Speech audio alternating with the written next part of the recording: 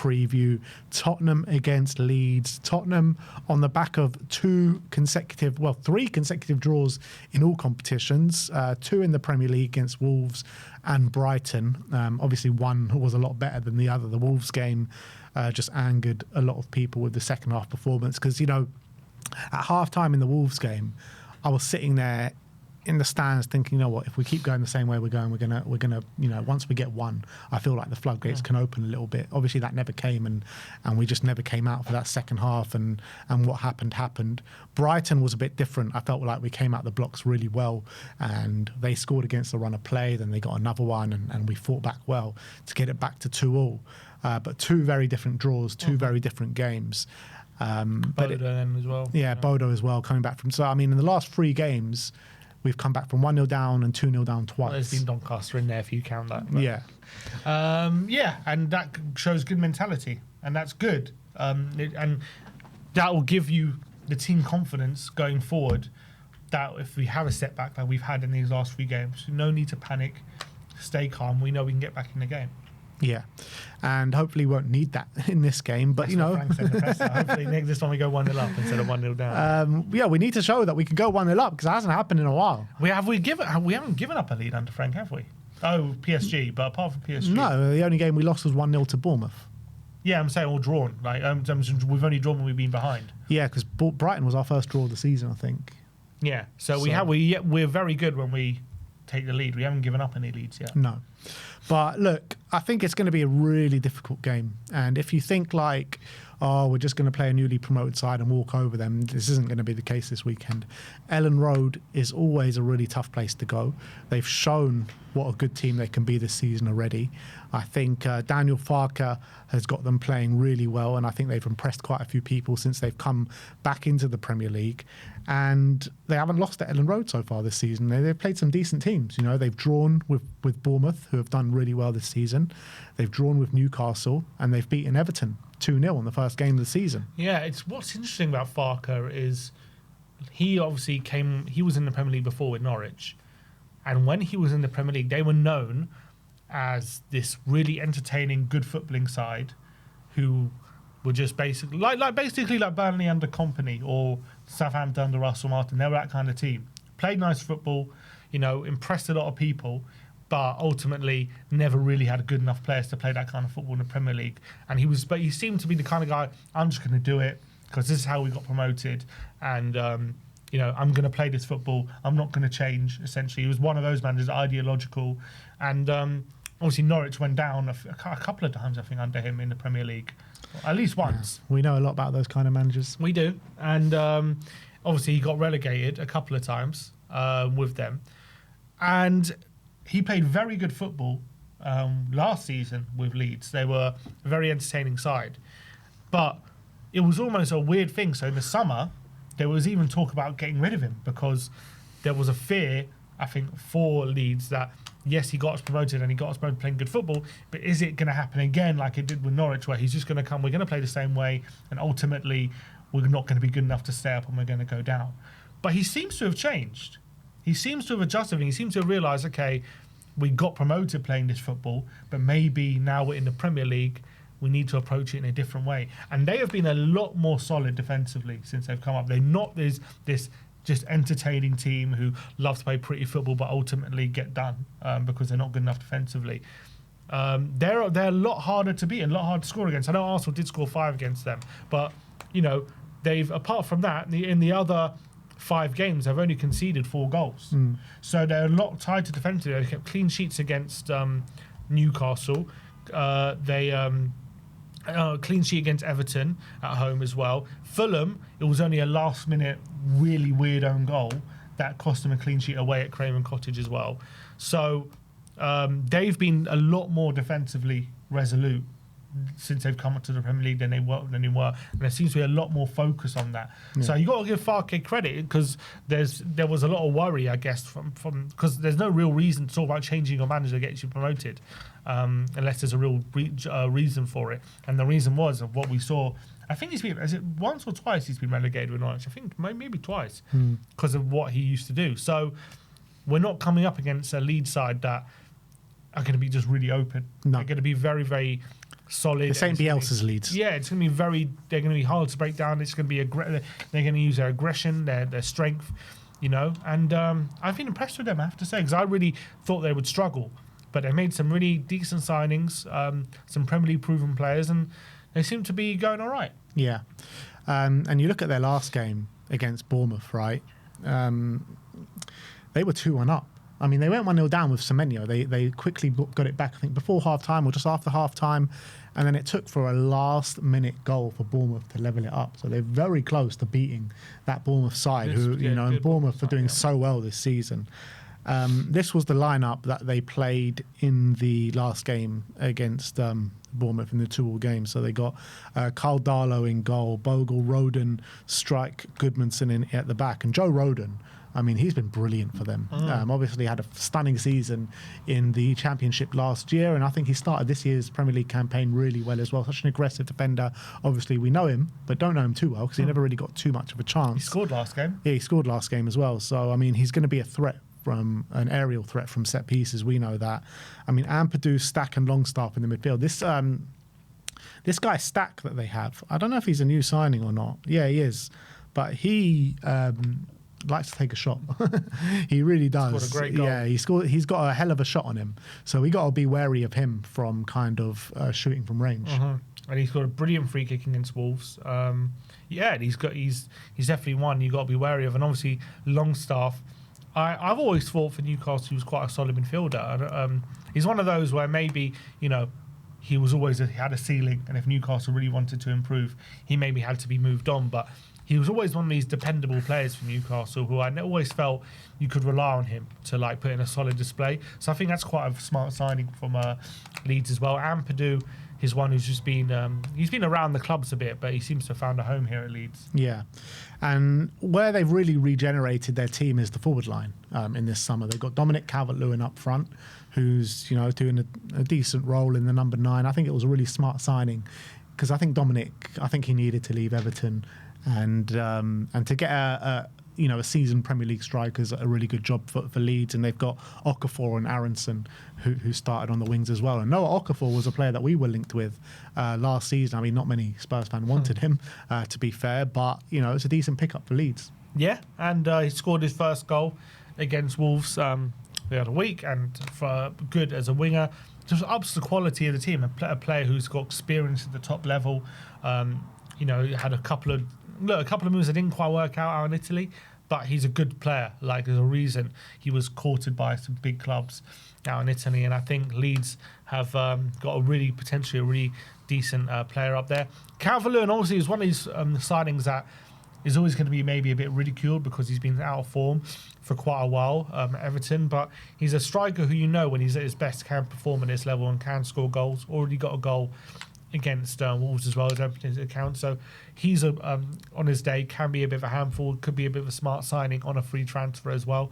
So I think the forward line, I wouldn't say, I think it's good. I think it gives them a real fighting chance of staying in the league. I think by no means guaranteed, but I think getting that level is a much better option than having someone like Bamford or any people like that. I think Calvert-Lewin we know can play at this level, so could be a smart signing, and also adds that little bit of height threat from corners and things, so it just gives them that aerial threat which we know can be so vital in this league. We're already seeing a lot of teams target set pieces and things like that, so I think I like a lot of their business they've done. I mean, I thought they did sign a lot of players, and when I was initially looking at them I was thinking, have they done enough? They've signed a lot, but is there real quality where you're sure they're going to be staying up? But what they've done is just signed quite a few players, just very experienced in the top level.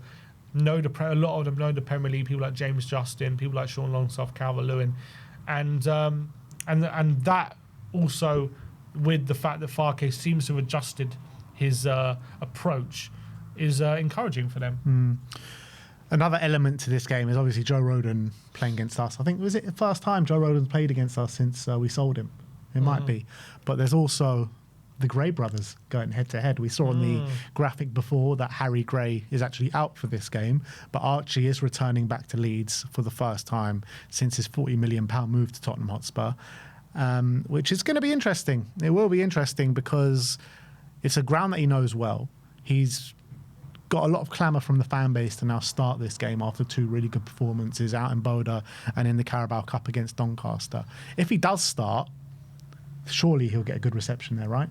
Yeah, you'd think so. A boy who came through their academy and got them a big load of money after only 1 season.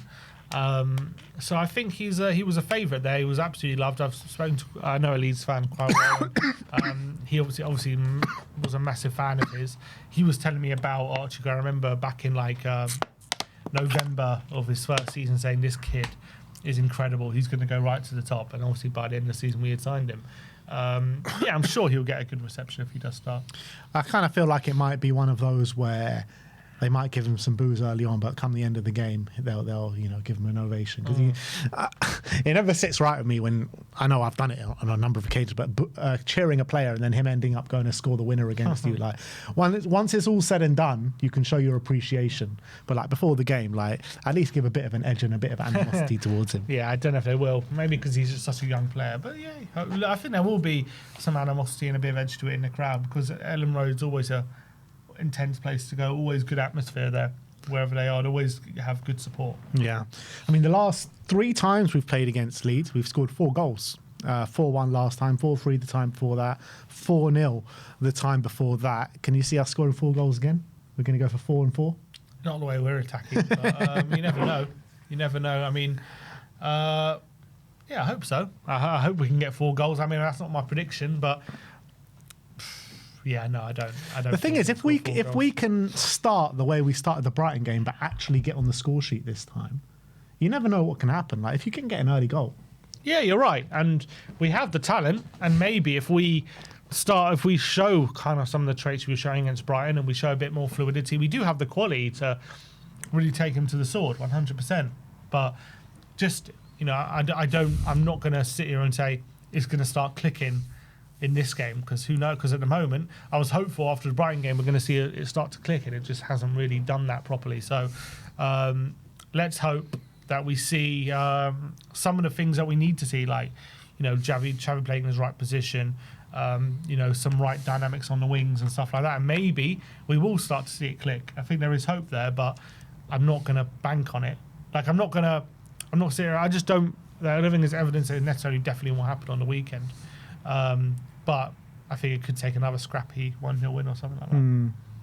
Yeah, look, at the end of the day, I'll take 3 points however it comes this weekend. We just need to get back to winning ways. We just need to end this bloody hoodoo. Yeah. This bloody before the international break hoodoo, all right? All right, we get it. You're going on international duty. You're meeting up with your mates. You're excited. You can't wait. But just get the 3 points, guys. There's a game to be had. There's a game to be played. Don't have your mind on the plane because you've done it the last 6 times, all right? So let's break this hoodoo. Let's get the 3 points, and then you can go off to your international break. Do you think that's what it is? Get into your team. Do you think? What else is it? I don't know. Because it could just be one of these freakish things. Well, like, I don't maybe know, if like, it's once or twice, but 6 times. Was it 6 times now? Yeah, it's been a long time. It's crazy. It's been 2 years. It's been 2 years since we haven't won before an international break. Can you just do it just once? Just break the hoodoo. Let us know that this isn't just a curse that's going to go on forever. Let us just have it over with, and then we can move on and stop talking about it. I don't want to be talking about it before international break curse. Are we finally going to do it? It's a stupid thing to talk about. Are we finally about. going to do it? Yeah, we're going to do it. We're going to do it tomorrow. But then I've said that 6 times in a row, and we haven't done it. Yeah, and I feel like last couple of games, like the Wolves game, all the games that we've dropped points in, Boda game, the Bournemouth game, like Spurs fans were so confident going into it and feeling like we can walk over these teams, we're definitely going to win. Didn't end up winning any of those games, but I feel like there's a lot of apprehension from Spurs fans going into this game. Exactly, and that could be a good sign for us. That could be a good sign for us. 100%. We whenever we have some apprehension, we usually put in a good performance. Yeah. So let's hope we all go a bit nervous with a bit of anxiety, with a bit of let's take a draw mentality, and then we'll win. Don't like those 12:30 kickoffs though on a Saturday. Yeah. When was the last time we played 12:30 on a Saturday? I don't know. We beat City away on 12:30. It's true, we did beat City. I don't know. I've just got it in my mind because I think at one point we were just dreadful at 12:30 kickoffs. And I think it's just stuck in my mind since then. But I think of late we might have been decent at it. But there's just too many things, Last game for the international break, promoted side away from home, 12:30. So if we win, because we're the early game, if we win, we go second. For 1 point off top before Liverpool. 1 point off top, and Liverpool got Chelsea. I don't know, Dean Hope. I don't know. Liverpool.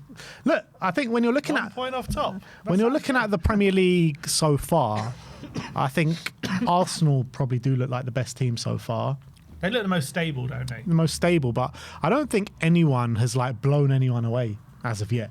Yeah, I mean, at the moment, no one's really taken it, grabbed it with both hands. Albeit, obviously, Liverpool have won 5 out of 6, so it's not like it's been a bad start. But you can see with their performances, they haven't quite got going yet. Arsenal have been good, but there's still something a bit missing with them when it comes to just maybe showing the true potential of what they have with the squad. You look at them, you're thinking, this squad shouldn't be fearful of anyone. They should be blowing a lot of teams away. And look, to be fair, they've had a difficult start, but the only team they've really taken to the sword has been Leeds. Other than that, there's been a lot of close games. Yeah. So they're still waiting to really get into a mode where they're blowing teams away, but obviously you can do that. Your City, I mean, after they blew Wolves away, everyone was like, okay, wow, and then they haven't really. And we done blew much. them away. And we blew them away, and it was like, okay. I thought if they would have won that game of the Emirates, I think that would have been a bit of a statement from them. So the fact they conceded right at the end, that probably obviously puts a damper on them. But yeah, no one in terms of title, like winning the title or anything like that, no one's really grabbed it yet with both hands. But that win against Arsenal, against Newcastle for Arsenal does seem significant. If I could give you the power to make one choice tomorrow, which would definitely happen, like in terms of like a squad selection, what would you choose?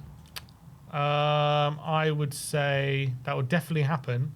That might not happen. Yeah, Xavi in the 10. Yeah, it's got to be, doesn't it? It's got to be Xavi in the 10. Would you take Xavi in the 10 if it meant Tell up top? Well, either Xavi in the 10 and Tell up top, or Xavi on the left and Richarlison up top. Is that the choice? Basically. Yeah, I'll go Xavi in the 10. I just want to see it.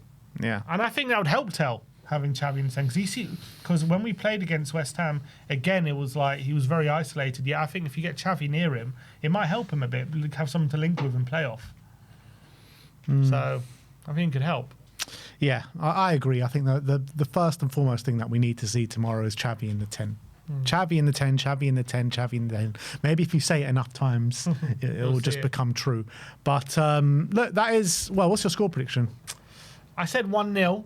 I mean, if we play the lineup that we suggested, and maybe I'm a bit more positive, a bit more attacking, I'm going to stick with 1-0. I think there's still things are working out at the moment. We're still kind of finding our feet when it comes to really that ability to take teams to the sword.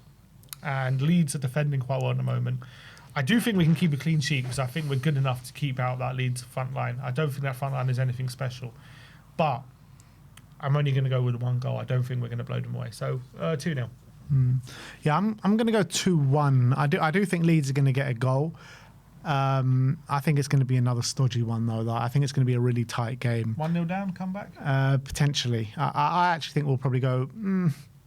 I'm not sure. I don't know who goes 1-0 up. But I do feel, though, if Spurs get the early goal tomorrow, we could have a bit of a convincing win. But I feel like it's going to be a game that twos and throws. And I think we will go 1-0 down and come back and win the game. But, yeah, look, in terms of how strong Spurs are from set pieces, this could be one of our hardest tests yet in terms of trying to score from set pieces, because they're a physical team. They've got players like Joe Rodon and Pascal Strike at the back who, physical players. So, but if we can get a win, it just continues what is a pretty results-wise good start. As I say, we would go before Liverpool play a point behind them, which is pretty mad to think about. Obviously, Arsenal probably beat West Ham or whatever results happen later on happen, but obviously, most likely it would mean we end the October international break in the top 4 at the very least, and it would mean if we get a win in this game, we can bounce back and get consistent results, and that's only a positive thing. Even when in a period where we haven't been playing that well and performances haven't been fantastic, we're still getting pretty good results, and we're still doing well in the league, and that's something to be commended and something to give Frank credit for. And because I do believe it's only a matter of time before it does start to click. I don't think it's going to be these performances forever. Yeah, I agree with that. And you're looking at the fixture list as well. You're looking at the games that we've just had where we all thought, we got to win those games because, there's very hard games coming up in November. However, when we come back from the international break, why this game is even more important, Villa are starting to click a little bit now. We got Villa next after this. After that, we got Monaco away in the Champions League, which is a really big game after the draw against Boda. Everton away, which is going to be really hard. Newcastle away in the Carabao Cup, and then that run starts with the Chelseas and the Man United and the Arsenals. So we've actually got such a difficult run coming up now. Yeah, after but the international it's break. true. But we've shown we can mix it with some of the big boys. Yeah, PSG, City. We put in some good performances. So I'm not saying it means we're going to win all those games. I'm just saying I don't look at those games. I'm like, we're not going to. I think maybe Newcastle away. I'm pretty worried about that one. But like Chelsea at home, bring them on. Come on. United at home, what's to be worried about? Everton away though. Yeah, Everton away. So those are the kind of games I'm more worried about. Everton away, Monaco away. I'm worried about those couple of games because those are the kind of games like where we're playing against pretty decent teams that we're obviously favourites for, but they're also got a good quality. But they're going to play smarter. We seem to be struggling against those kind of teams at the moment. Yeah. But when it comes to like real big teams, like bring them on, man. Let's go. Bring them on. All right. Well, there you have it. I'm going for 2-1. Sim's going for 1-0 win to Spurs. Let me know your score predictions in the comments section below. We are back on the watch-alongs tomorrow, 12:15. We'll be here live for you guys. So come and join us on the watch-along tomorrow. Let's hope for 3 points. And it's always great when you get those 3 points on a 12:30. You can sit back with your feet up for the rest of the weekend and just watch all the other football play out in front of your eyes after you know that you've got 3 points. But let us know your thoughts and the game in the comment section below. Like, subscribe, and comment. And as always, come on, you Spurs.